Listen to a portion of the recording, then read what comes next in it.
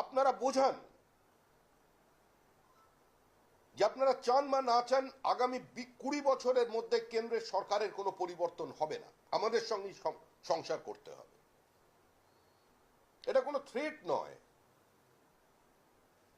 এটা কোনো চাপিয়ে দেওয়া নয়, এটা কোনো একাধিপত্যবাদ নয়। ভারতবর্ষের রাজনৈতিক সমীকরণটা আজকে এই জায়গায় পৌঁছে গেছে, ইলেকট্রাল পলিটিক্স সেই জায়গায় এসেছে।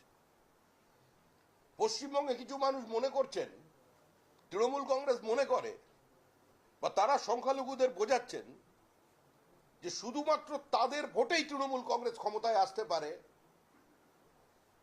তাহলে একবার তাকিয়ে দেখুন, আমি আবার বলছি, কোনো বিভাজনের রাজনীতিতে বিজেপি বিশ্বাস করে না।